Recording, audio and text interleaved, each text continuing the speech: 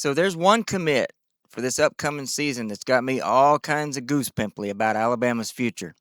Who is it? Well, Bama fans, let's tighten up.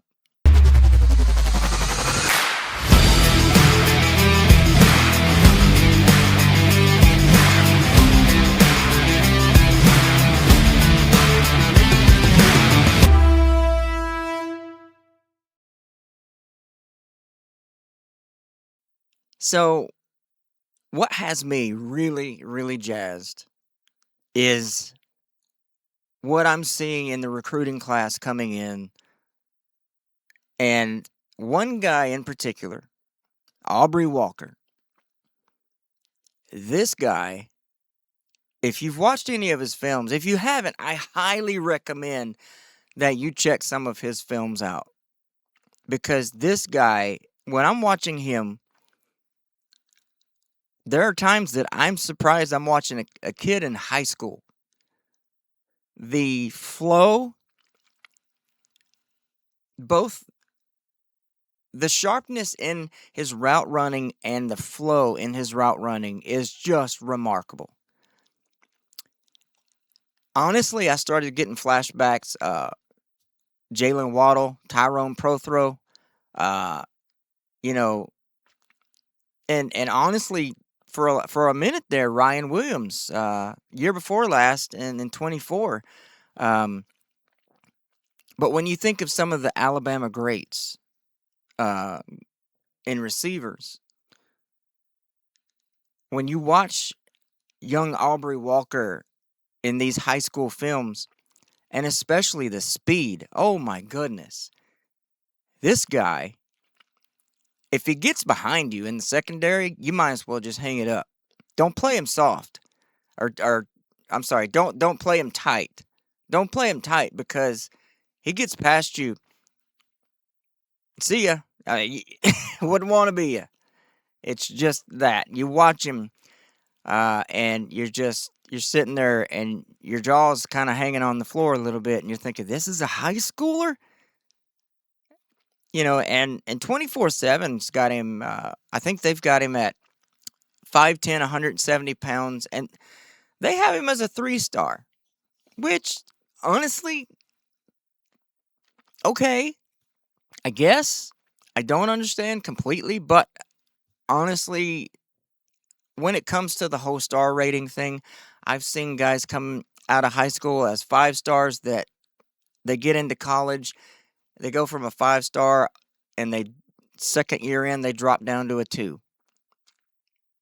Honestly, that kind of rating system, it doesn't matter to me. But there again, I am a little bit surprised that they only have him as a 3-star. But that again, that's not bad. Especially with a lot of the talent that's out there today. So seeing this guy come up, I am legitimately excited about what's coming down the pipe, what Coach DeBoer is doing. A lot of us after last season,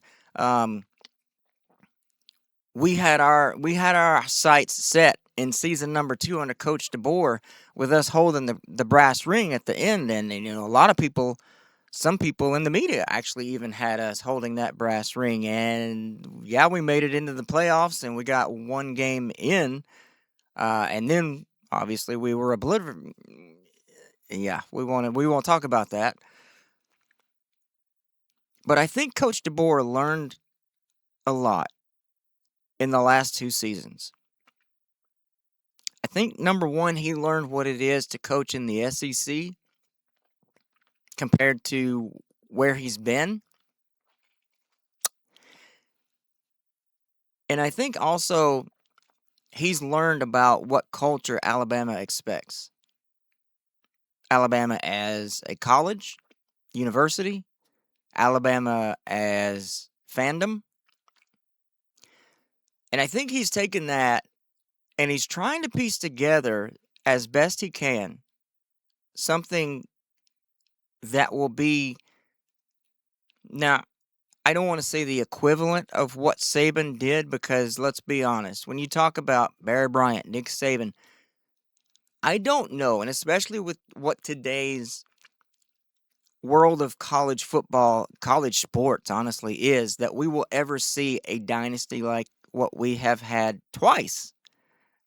One team to have a dynasty, or a team to have a dynasty once in their lifetime is something special. But for a team to have two dynasties, two separate dynasties within that team's lifetime, I don't know that we will ever see a third. I mean, we would all like to say, of course we would, but I don't think we will, because of what college football, college sports is today. It's a completely different world than what even 5 years ago, which is hence the reason that Nick's Coach Saban decided to bow out. Things change. Coaches, you either adapt or you get thrown to the sharks. And especially in Alabama, we can be brutal. We can be absolutely just. So I don't envy Coach DeBoer his position whatsoever. That's why I'm willing to give him that grace to say, okay, season 1, you came in. That was not your team. That was the leftover remnants from Coach Saban's team, and as well as some guys that you brought. Okay, got it. You did the best you could. Season 2, you're starting to build your team, but you've still got a little bit of remnants, and people are still kind of wanting that Saban-esque thing. You got in the playoffs. We got one win in the playoffs, and then we got hammered. What have we learned? That's what we as Alabama fans want to see, is what have you learned? Have you learned about what it's going to take to get to that level? And on top of everything, have you learned the culture? And are you willing to adapt to that culture? And what I see from Coach DeBoer going out, a lot of people are yelling, hey, Coach Cignetti with Indiana, hey, he went to the portal. He went to the portal and he brought guys in, and look where they are. A lot of people are screaming, go to the portal, go to the portal, go to the portal. Okay, sure, that might be a route, and we did utilize the portal to some degree. And then other people are saying, no, you've got to stick to the old school basics, where you farm guys in, you have them sit, you have them learn, you have them grow in a program, so that when they get ready in their junior and senior year, they go out and they perform, and then they're up there, and then you go get the brass ring. I think Coach DeBoer, honestly, from what I'm seeing in the recruitment that he's doing, is he's learning how to mesh the two together. And especially when I see somebody like an Aubrey Walker come in, and this guy, as well as, some of the other with Sapp, Keon Sapp's little brother coming in, and then the one behind him coming in. And I mean, we've got many. We're going to have a battle for offensive line battle coming up this spring that is just going to knock your socks off. So get ready for that. So I'm excited. I am legitimately excited for what's coming down the pipe. And I think if we just ease off a little bit, let Coach DeBoer cook. Let the man do what he came to do. I think we're going to be surprised. And especially when we see these guys.